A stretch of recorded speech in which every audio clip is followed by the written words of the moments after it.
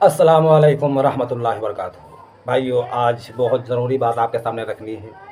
ये जो लड़का आप देख रहे हैं, इसका नाम है सुफियान।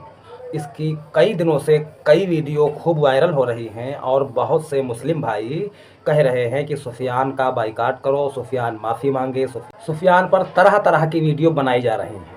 मैंने कई क्लिप देखी, फिर मैंने सोचा कि चलो देखते हैं कि भाई सुफियान ने क्या बोला है।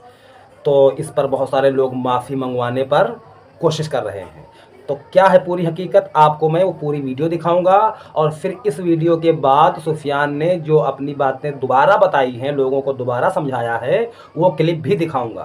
तो आइए शुरू करते हैं। कितना अच्छा सिस्टम दिया था हमारे बुजुर्गों ने एजुकेशन के लिए, लेकिन तुम लोगों ने पूरा सिस्टम करप्ट कर दिया। आपने अपनी बनी बनाई मदरसों की इमारतों को बर्बाद कर दिया। आज आपने मदरसों को चंदा बटोरने का जरिया बना दिया है और कहते हो यहाँ यतीम बच्चे पढ़ते हैं, ये है वो है। पूरा मदरसों का सिस्टम करप्ट कर दिया। आपको पता है एक ज़माने में मदरसे एजुकेशन का सबसे बेहतर सिस्टम हुआ करता था। वहाँ पे उर्दू फारसी अरबी ही नहीं बल्कि एजुकेशन का जितना भी सिस्टम है पूरा पढ़ाया जाता था। राजा राम मोहन राय मदरसे से पढ़ाई की, ईश्वर चंद विद्यासागर मदरसे से पढ़ाई की, महान लेखक मुंशी प्रेमचंद मदरसे से पढ़ाई की, हरगोविंद खुराना नोबेल पुरस्कार विजेता मदरसे से पढ़ाई की। शुरू की पढ़ाई इनकी मदरसों से शुरू हुई थी। ऐसा नहीं था कि सिर्फ मदरसे मुसलमानों के लिए थे, बल्कि मदरसे एक एजुकेशन का सिस्टम थे। आज आपने क्या बना दिया मदरसों को। आपको और कोई नई बिल्डिंग बनाने की जरूरत ही नहीं थी। आपके पास जो बहुत बड़ी तादाद में मदरसे मौजूद थे उन्हें बेहतर बनाया जा सकता था, उन्हें बेहतर एजुकेशन सिस्टम दिया जा सकता था, लेकिन आपने क्या चुना। मुसलमान मर चुका है, पूरी कौम मर चुकी है। क्या 78 साल काफी नहीं थे एक मजबूत सिस्टम बनाने के लिए। झूठ कहते हैं लोग कि मुसलमान पे हिंदू या बीजेपी जुल्म करती है। जो कौम खुद पे इतने जुल्म करती हो उस पे कोई क्या जुल्म करेगा। ये वो कौम है जिनकी मस्जिद और वक्फ बोर्ड की जमीन बचाने के लिए एक हिंदू वकील केस लड़ता है, जिस पे हुए जुल्म की दास्ता अपनी फिल्म में एक हिंदू दिखाता है। रोड पे हिंदू लड़ रहा है, कोर्ट में हिंदू लड़ रहा है, सांसद में हिंदू लड़ रहा है। जिस मीडिया में तुम्हारे लोग नहीं है उस मीडिया से तुम भीख मांगते हो अपनी आवाज उठाने की। तुमने दिया ही क्या है अपनी कौम को। कचहरियों के अंदर बुरके में तलाक के लिए इंसाफ मांगती हुई लड़कियां, फिरकों के नाम पर मुसलमानों को बांटते हुए मौलवी, मजारों पर सर पटकता हुआ नौजवान। ये जो सब हुआ इसका कारण है हमें वो इस्लाम पता है जो हमें मौलवियों ने बताया है। असल इस्लाम अगर हमें समझना है तो कुरान से पूछो, तब हमें पता चलेगा इस्लाम क्या है। बाकी जय हिंद दोस्तों, खुदा हाफिज। तो ये क्लिप है। इस क्लिप के आधार पर बहुत सारे मुस्लिम भाई इस लड़के से कहते हैं कि माफ़ी मांगो और लोगों में ये वीडियो शेयर कर रहे हैं कि इसका बाइकाट करो। अब यहाँ पर समझने की बात है कि ये लड़का है कौन। देखिए, सीधी सी बात ये है कि नाम है सुफियान, और सुफियान जो है ये नाम शिया मुस्लिमों में नहीं रखा जाता, ठीक है। अब कौन हुआ ये लड़का? सुन्नी लड़का हुआ। अब इसके गले में ये जो आप देख रहे हैं गाड़ा बंधा हुआ है या धागा, जो भी इसे कहते हैं, ये धागा काला धागा अहले हदीस वाले बांधते नहीं हैं। देवबंद वालों में भी बांधने को सही नहीं समझा जाता। अब ज़्यादा चांस है कि यह लड़का बरेलवी मसलक से है और बरेलवी मसलक के ही ज़्यादातर लोग इस लड़के से कह रहे हैं कि माफ़ी मांगो। मैंने जब ये क्लिप देखी तो मैं ढूंढ रहा था कि भाई इस लड़के ने गलती कहाँ पर की है। तो बहुत भारी गलती मुझे दिखाई भी नहीं दी है, अभी भी नहीं दी है। फिर भी कई बड़े यूट्यूबर्स कह रहे हैं कि माफ़ी मांगो, इसका बाइकाट करो। एक हमारे मारूफ रज़ा भाई हैं जिनके काफ़ी फॉलोवर हैं, ये भी कह रहे हैं कि सुफियान भाई माफ़ी मांगो।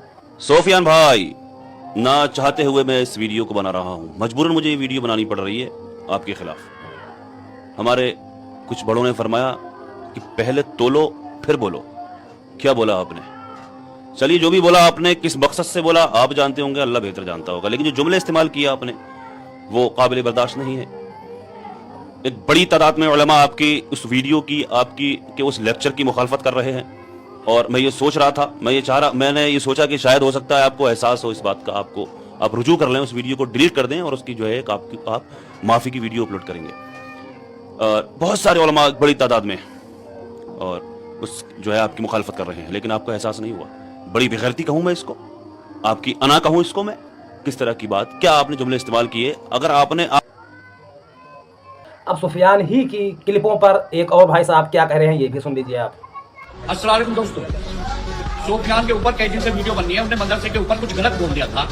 मैं भी कह रहा हूँ थोड़ा उसका गलत था, लेकिन कुछ उसका सही भी था। अगर किसी को जवाब चाहिए तो मेरे से जवाब लें। 50% मदरसे फर्जी चल रहे हैं, वो गलत है। जिसमें केवल फारसी की पढ़ाई है, वहाँ हिंदी और इंग्लिश नहीं है।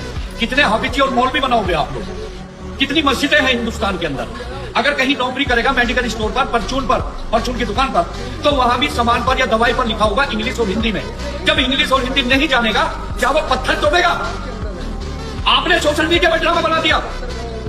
आप लोगों में से एक ने भी, मैंने सबकी आईडी खंगाली है। कहीं मस्जिद तोड़ी जा रही है तो वहां नहीं बोलते, कहीं कब्रिस्तान उखाड़े जा रहे हैं वहां नहीं बोलते, कहीं मौलवी पिटरा तो वहां नहीं बोलते, कहीं धर्म की बात आ रही है वहां नहीं बोलते, मुसलमानों को गाली दी जा रही वहां नहीं बोलते। आज उछल रहे हैं। औकात तुम्हारी बोलने की नहीं है, केवल अपने ही आदमी की टांग पकड़ के खींचते हो। अपने के अलावा तुम किसी को नहीं गिरा सकते, ना तुम्हारी औकात है।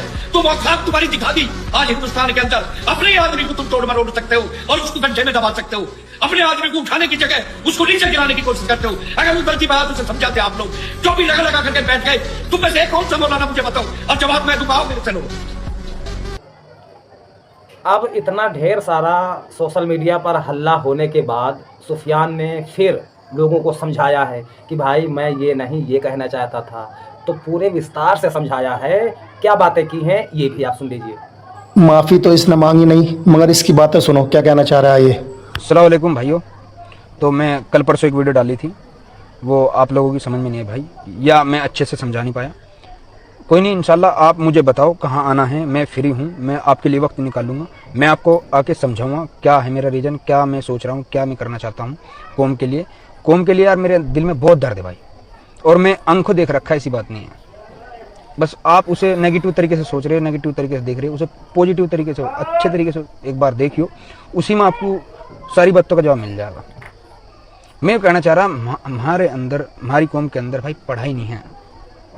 और रही बात उसकी चंदे की, मैं ये नहीं कह रहा कि चंदा मत दो, मदरसे बंद करो, मैंने कहीं नहीं कहा ना। मैंने कहा कि चंदा मत दो, मैंने ये कहा कि जब हम चंदा दे रहे, हम सब भाई चंदा दे रहे, हम सब कुछ दे रहे, अल्लाह का शुक्र हो, हम बहुत दे रहे और देना चाहिए, खराज ज़कात निकालनी चाहिए। और वहाँ यतीम बच्चे पढ़ते हैं, सब है, और मैं उनकी रिस्पेक्ट भी करता हूँ, माँ का दर्जा देकर रखता हूँ। जो माँ को इज्जत देता हूँ, जो बाप को इज्जत देता हूँ, वही उन्हें देता हूँ मालिमों को। मैं ये कहना चाह रहा हूँ भाई कि वहीं मदरसों में ही ऐसे भी तो सिस्टम हो सकते हैं यार, मतलब कंप्यूटर सिखाए जाए भाई, पढ़ाई, डिग्रियां हों, हर देश के कोने में हमारे आदमी हो अफसर। ये बात क्यों नहीं समझ रहे आप? हर सिस्टम में हमारा आदमी हो, यही तो बात कह रहा हूँ मैं। अब कुछ लोग मुझे गाली दे रहे यार, वो कह रहे हैं कि भाई तूने गलत कर दिया, ये फलाना ढिमकाना, बाइकआउट करो, ये करो, वो करो। मुझे दे रहे, कोई दिक्कत नहीं यार। आप मेरी मम्मी को दे रहे हो, मेरी बहनों को गाली दे रहे हो, मेरे भाइयों को दे रहे हो, मेरे अब्बू को दे रहे हो, गलत बात है यार। पर कोई नहीं, आप तो पढ़े लिखे हो भाई, आप नहीं समझ पाए वो बात, मैं अनपढ़ हूं, मैं समझ गया। देखो पढ़ाई लिखाई भाई बहुत जरूरी। मेरा टारगेट जो है भाई वो ये है, मैं ये बताना चाह रहा हूं आपको, हमारे इमाम साहब जो हैं वो उस काबिल होने चाहिए कि उनके पास। हमारी समझ से कोई इतना बड़ा मसला ये नहीं है, लेकिन पता नहीं कुछ मुस्लिम भाइयों ने इतना बड़ा हंगामा क्यों कर दिया। नहीं, वो इसलिए पढ़ाई नमाज के फर्ज है, इस्लाम है हमारा, ना कि नौकरी के लिए। उनके पास कोई ऑप्शन ही नहीं है, सिर्फ यही ऑप्शन है कि हम नमाज ही पढ़ा सकते हैं बस। मैं चाहता हूँ भाई कि हमारे इमाम साहब बहुत ही पावरफुल हो माशाल्लाह, उन्हें देख के हमारी रूह ये कहे कि हमें बनना है, इमाम साहब बनना है हमें, तो हर आदमी इंशाल्लाह इमाम साहब बन जाएगा। और हम नहीं बन पाए तो कोई दिक्कत नहीं, हम अपने बच्चों को बनाएंगे। क्योंकि हम जो देखते हैं ना, जैसे कि इमाम साहब इमेजिन करो गाड़ी से उतरे, बढ़िया लिबास अच्छा माशाल्लाह, और बढ़िया बड़ी गाड़ी, बढ़िया मोटी सैलरी, एकदम बढ़िया बिजनेसमैन है वो, तो हम क्या कहेंगे कि इनके जैसा बनना था यार हमें। हम नहीं बन पाए कोई दिक्कत नहीं, हम अपने बच्चों को बनाएंगे, क्योंकि वो उस काबिल हैं, वे बोल सकते हैं, वे आवाज़ उठा सकते हैं, और वो सिस्टम में हैं। अब आप सोच रहे होगे कि अगर सिस्टम में काम करेंगे, ड्यूटी करेंगे, तो नमाज कैसे पढ़ाएंगे इमाम साहब? नहीं, जो पीछे खड़े हैं सब में, वे भी उस काबिल होने चाहिए। हम खड़े हैं और भाई खड़े हैं, जितने भी भाई खड़े हैं, वो सब इमाम होने चाहिए। जब भी तो हमारी कौम मजबूत होगी।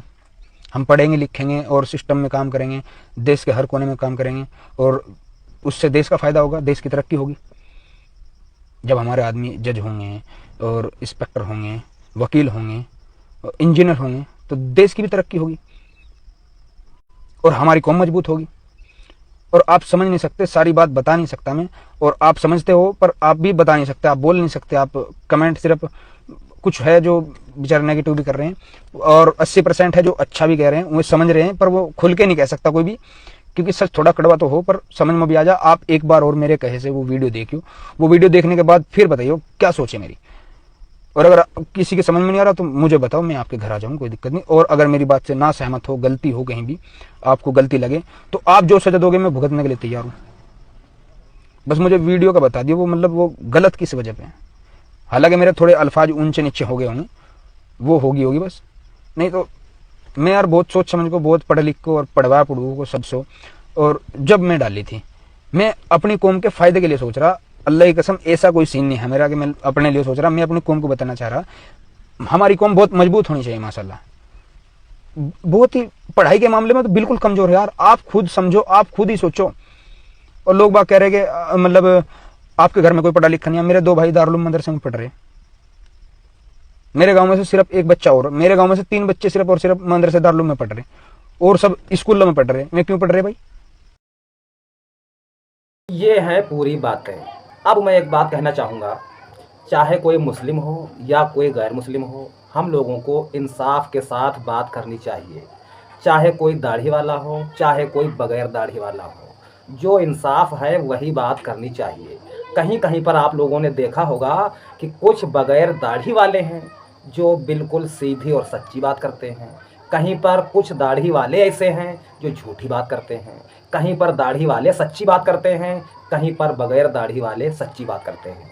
अब इस बात को बहुत से भाइयों ने बहुत उछाल दिया, तो मैं ये पूछ रहा हूँ तमाम मुस्लिम भाइयों से कि देखिए, बरेली की जो मौलाना हैं, मौलाना अहमद रज़ा खां साहब, जिनको दुनिया से गए हुए तकरीबन 125 साल से ज़्यादा हो गए, बड़े आलिम दीन माने जाते हैं, क्योंकि ये नाम ये चर्चा करने वाले लोग ज़्यादा जानते हैं। ठीक है, तो मैं इन्हीं से शुरुआत करता हूँ। मौलाना अहमद रज़ा खां साहब बड़े आलिम दीन माने जाते हैं। अब मैं पूछ रहा हूँ तमाम सुन्नी भाइयों से कि जब इतने बड़े मौलाना हैं, तो देवबंद मसलक में मौलाना अहमद रज़ा खां साहब की तालीम क्यों नहीं बताई जाती? मौलाना अहमद रज़ा खां की इज़्ज़त क्यों नहीं की जाती? नहीं करते हैं, नहीं सिखाया जाता, देवबंद में नहीं सिखाया जाता। देवबंद के बहुत बड़े बड़े आलिम हुए हैं, जैसे कि मौलाना अशरफ अली थानवी, उनको हकीमुल उम्मत कहा जाता है। ठीक है, तकरीबन 2000 किताबें उन्होंने लिखी हैं। तो भैया जब हकीमुल उम्मत हैं, तो हकीमुल उम्मत की तारीफ़ बरेली मसलक में क्यों नहीं की जाती? भाई इतने बड़े मौलाना हैं तो उनकी तारीफ़ होनी चाहिए, लेकिन नहीं हो रही है। पता ये चला कि बरेलवी मसलक के आलिम देवबंद मसलक के आलिमों की कोई तारीफ़ नहीं करते, उनकी कोई अच्छाई उनको नज़र नहीं आती। इसी तरह देवबंद के आलिमों को बरेलवी आलिमों की कोई अच्छाई नज़र नहीं आती। इन दोनों को अहले हदीस की कोई अच्छाई नज़र नहीं आती, अहले हदीस को इन दोनों की कोई अच्छाई नज़र नहीं आती। इन तीनों को शिया की कोई अच्छाई नज़र नहीं आती। इसी तरह शिया को भी इनमें अक्सर आलिमों की अच्छाई समझ में नहीं आ रही है। ये है मुसलमानों का लेवल। अब कुरान पाक तो ये कहती है कि तमाम मुसलमान एक उम्मत हैं, तमाम उम्मती भाई भाई हैं। आज ये हाल चल रहा है भैया कि अगर कोई कट्टर बरेलवी है तो वो देवबंदी के वहाँ से शादी नहीं करता, जबकि वो दोनों हनफी और सुन्नी हैं। अगर कोई देवबंदी है या बरेलवी है तो ये दोनों मिलकर कहीं कहीं पर अहले हदीस वालों से शादी ब्याह करने से इनकार कर देते हैं। कोई अहले हदीस है तो वो बरेलवियों के वहाँ से शादी नहीं करता है। अब इन तीनों को उठाइए, ये तीनों मिलकर शिया में शादी करना नापसंद करते हैं। शिया को लीजिए, शिया भी इन तीनों में शादी करने को नापसंद करते हैं। अब यहाँ पर फ़र्क क्या आया? इन सब के रसूल कौन हैं? इन सब के नेक लोग कौन हैं? तो पता ये चल रहा है कि सभी के सभी अल्लाह के लिए नमाज़ पढ़ते हैं, सभी के सभी हमारे नबी अलैहिस्सलाम ही का कलमा पढ़ते हैं, सारे के सारे तमाम सहाबा और अहले बैत को मानने वाले हैं, लेकिन एक दूसरे से कुछ अंदरूनी बुग़्ज़ रखते हैं, शादी ब्याह नहीं करते, एक दूसरे के वहाँ खाना नहीं खाते। ये हकीकत चल रही है। हो सकता है इस तरह की बातें सोचकर इस लड़के ने कुछ ऐसी बातें कर दी हो। अब इस लड़के ने बहुत बड़ी गुस्ताखी कौन सी की है मेरी समझ में नहीं आ रही है। अगर आपकी समझ में आई हो तो कमेंट में ज़रूर बताइए। हम तो यही चाहते हैं कि तमाम मुस्लिम भाई मिलजुल कर रहे हैं। एक दूसरे से अगर कोई बातचीत हो भी जाए तो थोड़ा सब्र की जाए, ठीक है। और गलती अगर हो ही गई है तो भाई माफ़ी मांग ली जाए। आज के लिए इतना ही। अस्सलाम वालेकुम रहमतुल्लाहि व बरकातुहू।